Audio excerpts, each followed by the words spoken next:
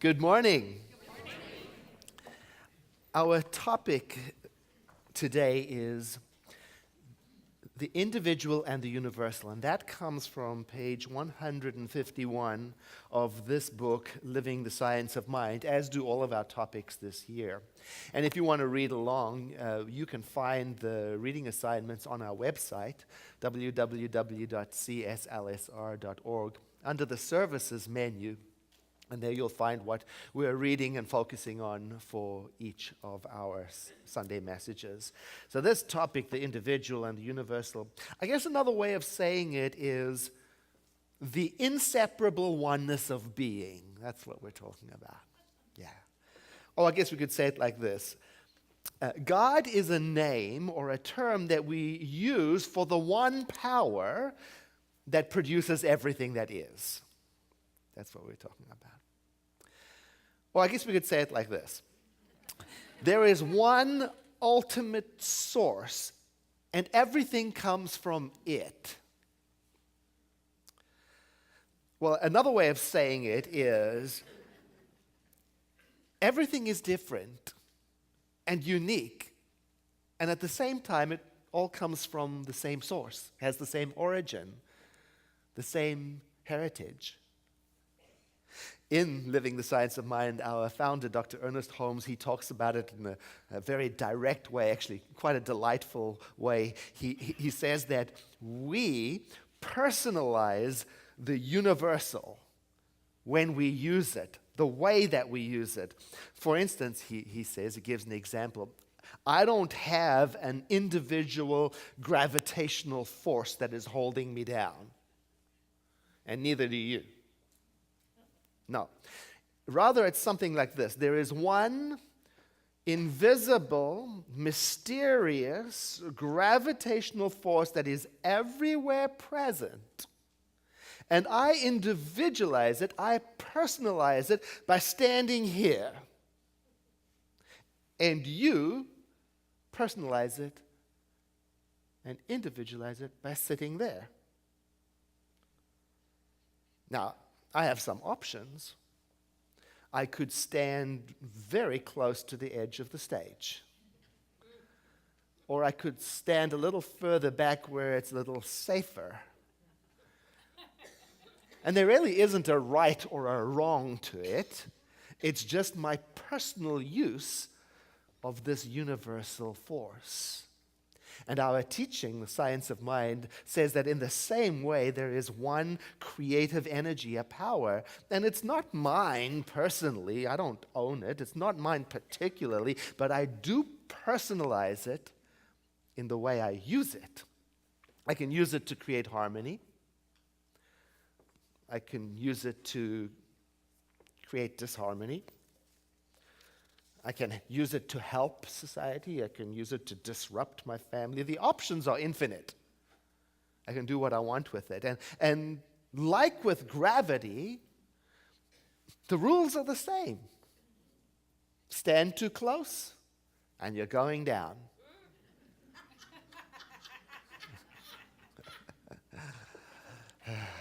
You know, I was thinking about this with our new board of trustees. We just got elected by the membership to represent the members in the running of the center. And we were at our retreat, we're discussing how to conduct ourselves now that we're elected officials, you know.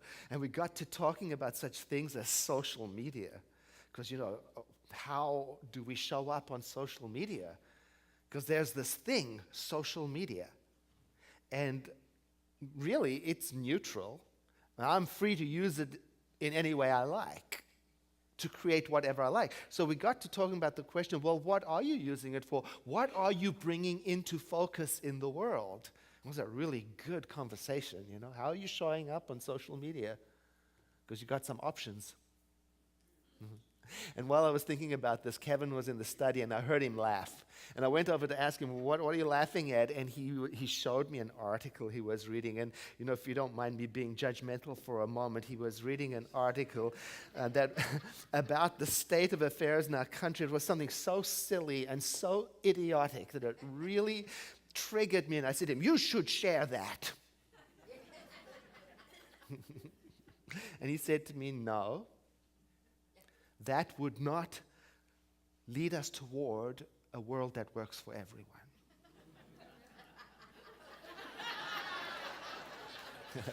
You see, he had taken Reverend Shannon O'Hurley's workshop, and it affected the way he used social media. It was changing his use of social media and producing different results. See, that's how simple it is. Different use, different results. Not really right or wrong.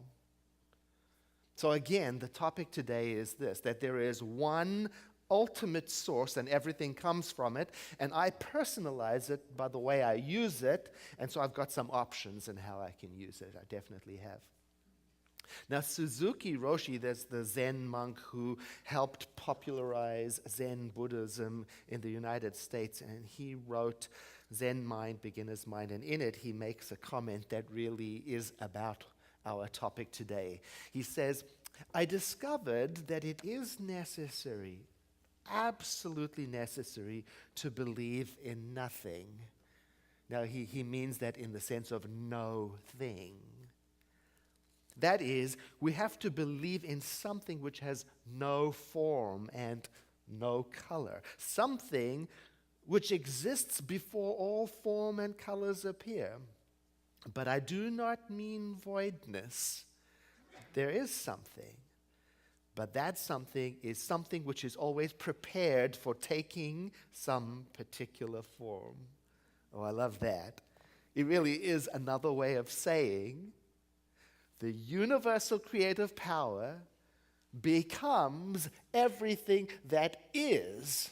And from it, from the oneness of it, we have all the diversity that is. And then in the same quote later on, he says, and this something has got rules. Just like gravity, there are rules. And it's the rules that we're studying on Wednesday night at our Wednesday Night Wisdom free 1-hour class at 7 p.m. that everyone is invited to attend. And the rules have something to do with the way I personally use the power of creative mind. Again, if I stand too close to the edge, or if I stand safely away from the edge, the rules are the same. The results are different. Similarly, if I use the creative power of my mind to do good, or I use it to do nothing, the rules are the same. The results are different. This really brought up some great questions for us in class on Wednesday night. For example, what is the personal use I am making of this universal power up until now? And what personal use of this creative power would I like to make from this moment on? And how does my personal use of the creative power affect life, my life and all life around me? Because, we're in this together, like the beautiful quote we heard this morning, no one breathes alone. I got another quote. Maybe you'll recognize these words. They've been made quite famous. Humankind has not woven the web of life. We are but one thread within it. Whatever we do to the web, we do to ourselves. All things are bound together. All things are connected.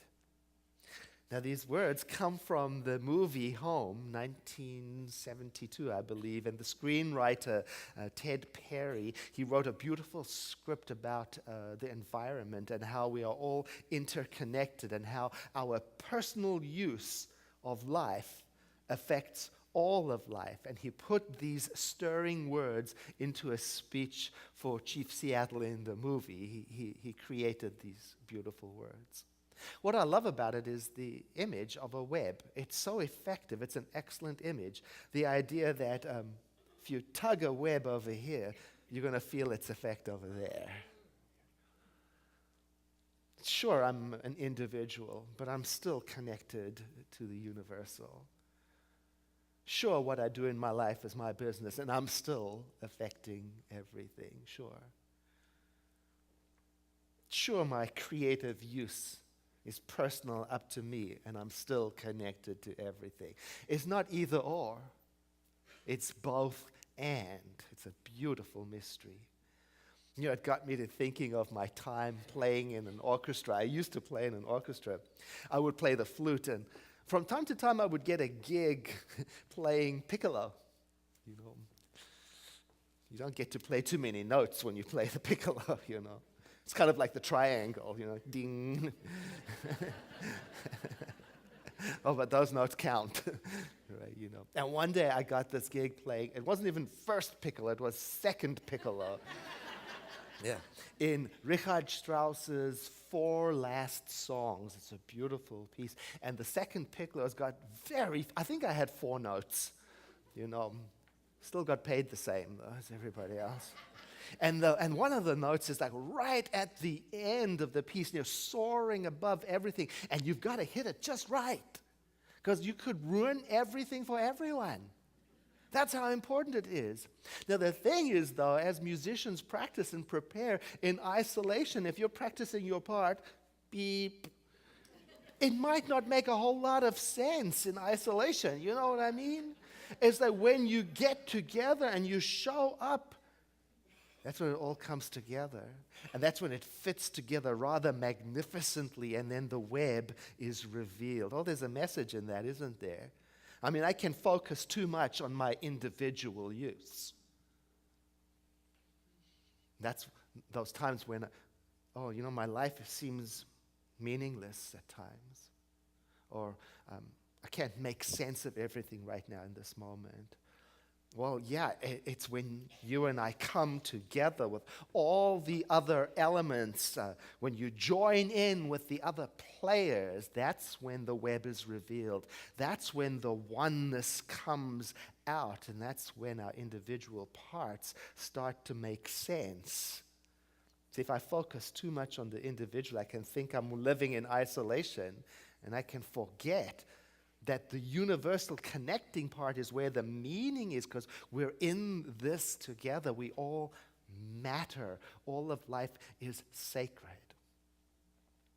And if you do feel disconnected, or if you're not making sense of your life, it's not that this is about making it your fault. It's more about the invitation for you to reach out and reconnect to the web, so you can begin to feel the meaning emerge again through all of the ways that are available, through the prayer in the Grinton Chapel, through the grief support that we offer every Sunday, through all of the meditation, all the ways that you can reach out and reconnect, so that even though you're making individual use of the creative mind, you're staying in contact with the bigger picture of your place in the scheme of things.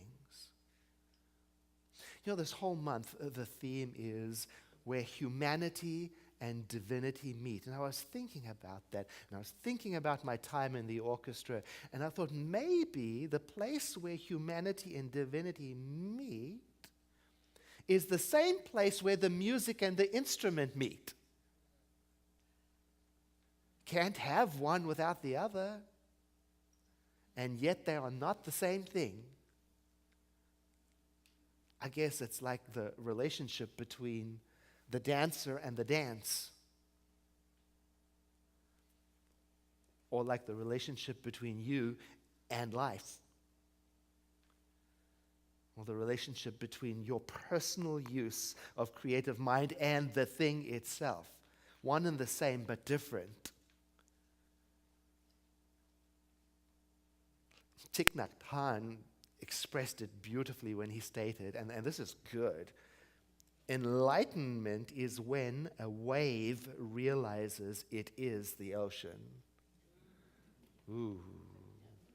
You know, we can translate for ourselves. Enlightenment perhaps is when you realize that you are the dance, or when you realize that you are the music, or more specifically, when you and I realize we are the creative power expressing itself in a personal and individual way. One and the same, but different. Our founder, Ernest Holmes, wrote about it quite poetically. He said that so close is this union of creation with the Creator that it is impossible to say where one begins and the other stops. Again, the message today is that there is one creative power, and it's not mine personally, and it's not yours personally, but I do personalize it just like you do by the way I use it. And I can use it in a number of different ways. Apparently, I've got choices. I can use it to bring disharmony into almost any situation. I can. I can use it to bring harmony. I can use it to do good. I can use it to cause mischief. The options are infinite. Wow. That's the beauty of it all. It's all available in the one. Or you could say it something like this. Whatever you're looking for, you're going to find it. Isn't that something? Well, if you're looking for disagreement, it's there. If you're looking for cooperation, you will find it eventually. If you're looking for connection, it's available. If you're looking for solitude, also. And none of it is right or wrong. It all comes out of the same fertile soil where potential is infinite. Oh, and this brought up such a good question for our Wednesday night class. So, Edward, what are you looking for now that you know you're going to find it? In our teaching, it says that what you're looking for, we call that your consciousness. That's the lens through which you look at life. It's your theme. It's your filter. It's your awareness. It's your mindset. It's how you use the creative mind of the universe, the lens through which you look. And don't you know, some people have a lens. They have a filter or a theme such as rushing, hurriedness. And this may make it difficult for them to really experience how much love and connection and intimacy there exists in personal relationships around them, because they may not have the time to smell the roses. And it can even produce anxiety or distractedness. And it's not right or wrong. It's just one of the possible ways to use the infinite mind. Now, other people may, for example, have an awareness, a consciousness that is filled up with worry. And this can make it difficult for a person to notice just how much ordinary goodness there is in life, because it produces a kind of tunnel vision that is characterized by a search for evidence. And it's not right or wrong. It's just one of the possible ways to use the infinite mind in a personalized way. Well, another example, some people might have a consciousness of competition. Or that mindset. Well, that makes it difficult for a person to really appreciate what they have in real time. And it might even produce dissatisfaction, characterized by always needing more, characterized by an ongoing comparison to others. And it's not right and it's not wrong. It's just possible. And I learned in Science of Mind, if my mindset, if my lens, if my consciousness, if my theme isn't working for me, Science of Mind says, you and I can change what is in our awareness. And that when we do change what is in our awareness, we can fully expect to experience a different kind of interaction with life, because we will be changing how we personalize the one creative power of the universe. And I also learned that no matter how I may have been personalizing the one creative power up until now, I learned that right now and every day presents a new opportunity to go in a new direction if that is desired. So, for example, I might say to myself, if I realize I've been using my creative power, I might say to myself silently, you know what?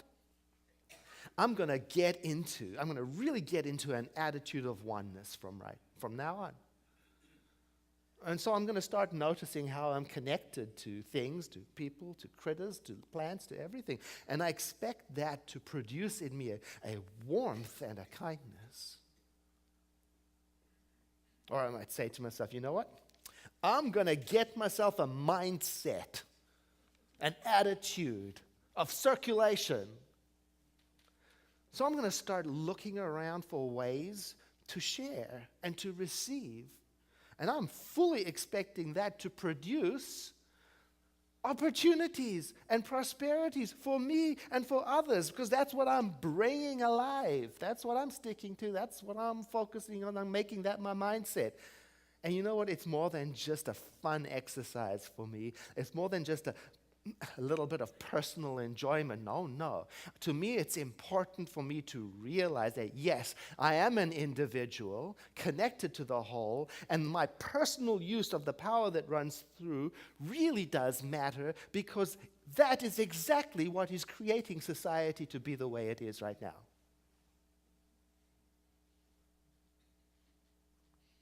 Our founder, Dr. Ernest Holmes, thought it very important to remember our oneness and connection to each other. He said quite strongly, the furtherance of evolution depends on our ability to sense a oneness with all life. He said, when the knowledge of this oneness comes alike to all, the tread of armies will cease, and the bugle call will echo the soft notes of familial love. Of course, we must say and remember that oneness does not mean sameness. To live for the ideal of oneness, I don't have to give up my personality. We don't have to give up the variety that life is. I mean, have you noticed? Diversity is the norm. Can't do anything about that. That's the way of things. I mean, consider the mystery of cotton, which produces flannel, chino, denim, velvet, corduroy, and you can make bags, and you can make rugs, and you can make sheets, and you can make towels and washcloths, furniture and underwear and t-shirt and curtains, and all of it starts with the same little ball that grows on the end of a stalk. Oh. It's what we do with it that makes it either good or bad. In its raw state, it's just pure potential. Now, we can do anything with it. We can personalize it any which way we like. Divine life, and our founder, Ernest Holmes, he called it divine mind. In its raw state, is just pure potential. We can do anything with it. We can personalize it any which way we like. We have options. A friend of mine was visiting me from another state. I'm remembering this story from quite a while ago. And we were sitting in the living room, and he noticed I had a piano in the living room, and there was music out because I had been playing. And he said to me, you know, Edward, I have a piano in my living room too, but I don't play it. I never took any lessons. And sitting here looking at your piano with the music, and I realized my piano at home represents the possibility of music. And I realized sitting here that my piano at home is not going to play itself. It's not. It's always going to be there, with or without me.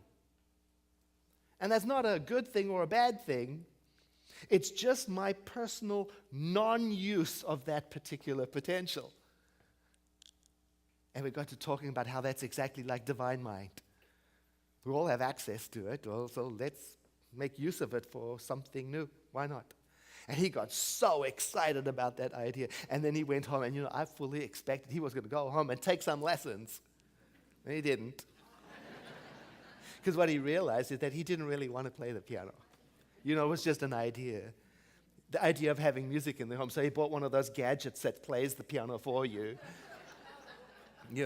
But what he did do, he got himself to thinking about all of the infinite possibilities in his life that he had been avoiding or not following and not exploiting. And so he went on to do so many of the things that he had always wanted to do. And some of them he did better than others. But the point is, it was as if he had come back to life because he had changed the filter through which he was looking at his life, and now he was seeing it as a field of potential. Oh. So, how about that unrealized potential in you and in me? Just like a little ball of cotton on the end of a stalk. Our divinity perched, ready. What will we do with it? So let's do something with it today. And the way we do something with it is through spiritual mind treatment, which is another way of saying affirmative prayer, and is what we'll be studying on Wednesday night too. So I invite you to breathe in and to exhale, letting your eyes close. To the best of your ability, let go of everything. We do not bring worry and concern and troubles into our prayer. It's just the opposite. We turn away from them for a moment. And even though I speak these words in the first person, I invite you to identify with any part of it that works for you, as if saying the same words in the silence of your mind, adjusting them as you need to. There is one infinite creative power, pure mind, pure intelligence, that is everywhere present, has always been and ever shall be. That's why I call it eternal. It is the ground of all being, and being everywhere, it is where I am, which is why I say that I am made from it, that I live in it. My breathing takes place within it. My thoughts are thought within the mind of the ultimate creator. And this unity that I feel and am articulating right now is not only for me, it's not only about me, it's about all of us. Individual points of intelligence within the one mind. And so right now, I'm using my mind because I'm telling myself it's as if the universe is listening in on what I'm thinking. That's how close it is. And bringing about what it is that I'm thinking. So I'm calling into my awareness some good that I wish to bring forward into my life or into someone else's life. I'm not bringing any worry into this prayer. I'm not trying to explain how it should happen. It might be something as simple as harmonious relationship with my family. It might be something like, I want to celebrate the divinity of this body temple more mindfully. It might be something as excitement to pursue my goals, and so on. Each one of us our own desired good, without interfering without anybody else. And then letting the feeling tone of that come alive in us, as if we're imagining what it might be like if that was already established. I already have that. Feel joyful. I might say I feel connected. And I'm remembering to use no effort in this prayer. I don't have to push it or hold it or convince the universe. I'm just thinking and remembering that my mind is a center of divine activity within the mind of creation. And so I'm letting it be filled easily and without effort with thoughts of connection and warmth.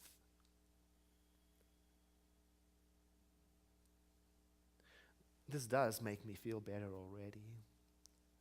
Joyful indeed. It puts me in a place in my mind and my heart to playfully expect things to change around me according to what I have seen and felt in my mind's eye. And so I release this word of prayer into that aspect of the divine that we call the law. That's the rules, like the gravitational rules. It is a reminder to me to stay effort-free and to go about my work as if it is done. And together we say, and so it is. Again, a breath in, followed by a sigh.